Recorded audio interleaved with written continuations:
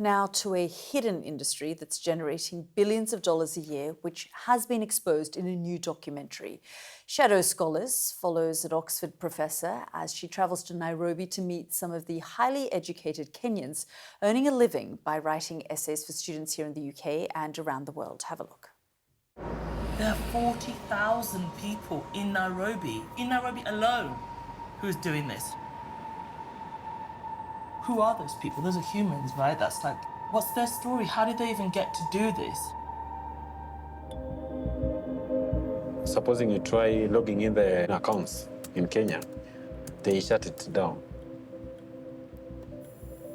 The moment you use the VPN, your location is shifted. After which now it's safe to log into the account and work from there. No one can actually tell that you're not in the country. Well, I'm joined here in the studio by Oxford professor Patricia Kingori. You saw her there in the piece, and Eloise King, the director of the Shadow Scholars. Thank you both for joining us here on the programme. This is an extraordinary documentary that exposes this whole other world. But it took 3.5 years. Just talk us through the trust that you had to build with these students and the people on the ground. Yeah, absolutely. So I think first and foremost, it was just an industry that had never really been looked at in detail.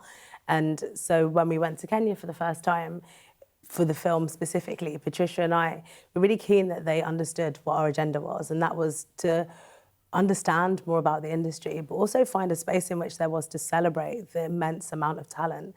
And so over the 3.5 years of filming, we would hold regular town halls for like 2 hours where we said, come out, ask us questions about things that are concerning you, things that you're worried about, anything that is a problem that's arising, and like, let's see if we can work on this together. So it was a real sort of collaborative effort in an attempt to tell a story that hadn't been told before. Yeah, and a real journey, because Patricia, you've been researching this issue for some time. I mean, you are a professor at Oxford.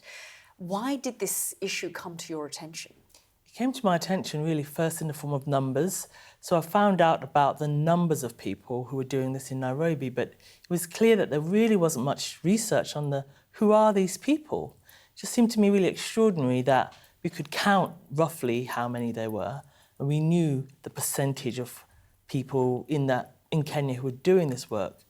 But actually, like, what's it like to write a PhD for someone? You know, what is it like to write multiple PhDs for some people living out in the world? For me, that was the thing I felt really needed to come to the fore, to really hear those voices. What are the numbers? Well, they estimate, it's difficult to pinpoint because then the market shrinks and expands according to what students need. But when we were filming, they estimated from really around 40 to 50,000 at any one time just in Nairobi. And we know that obviously it's other parts of Kenya as well. So it's huge numbers. I mean, we're talking about $1 billion industry.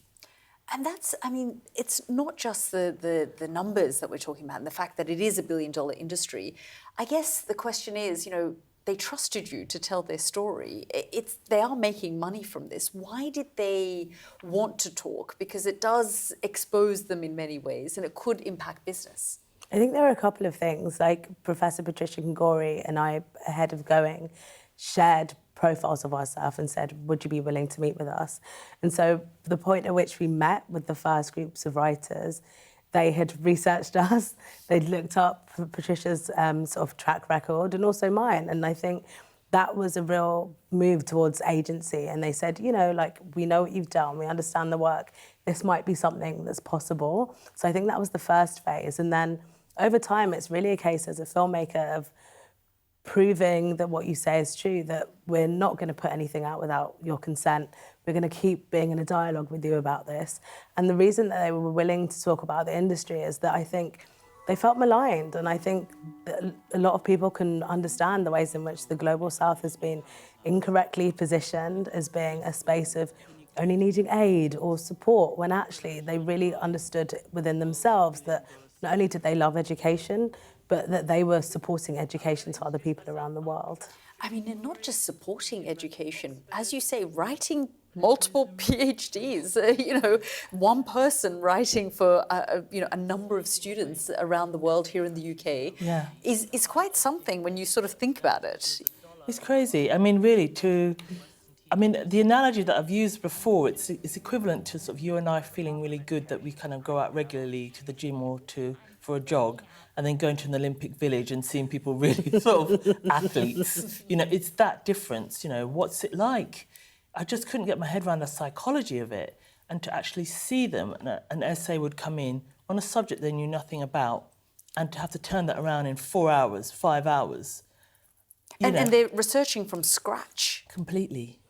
And the thing is, they're having this build-up of knowledge, right? So the fact that they're doing this time and time again, so writers that we featured in the film, one of them, Moses, you could literally see on his desktop how many times he delivered. So he's written over 1,000 essays.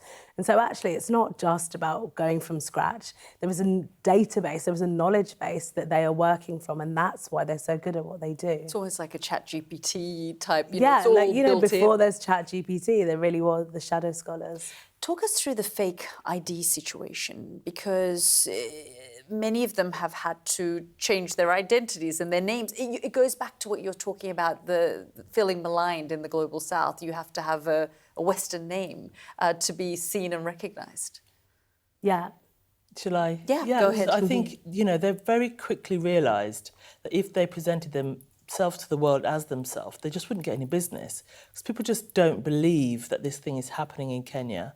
So they have to adopt identities, they have to change their VPN to present themselves as being in a US town or in a UK town or somewhere in Australia in order to get that work. So hang on, they don't actually, the people who ask them to write these don't know that they're in Kenya? No. No, which is such a big part of the shadow and the masking of where the skill and the talent are coming from. Western names, but people knew they were doing it out of Kenya. So often what happens is there are websites who act as conduits, so the middlemen.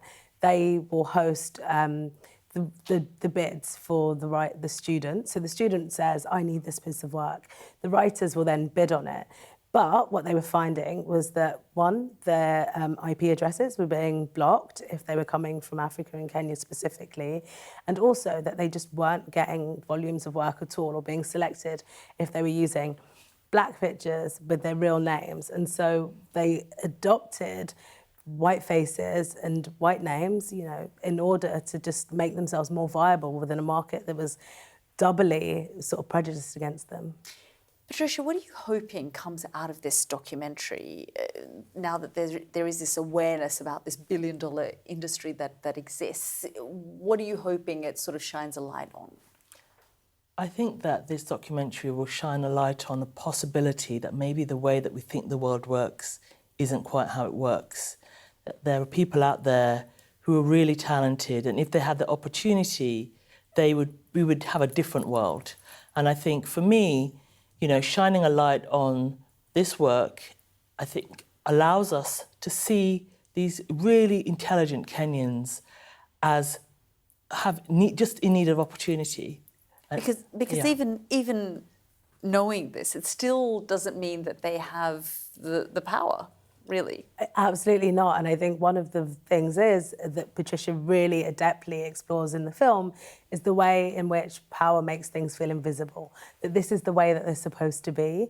And actually, we know that the writers have this talent, and so it will take people in power, people with jobs, like policy, legislation, recognising that maybe you can have research centres that are based in Kenya where they can directly be doing the work without having to have this conduit, but also that they can access universities in the global north without having to do it on behalf of someone else, because they're already in these spaces, they're already doing the work, and the talent is undeniably there.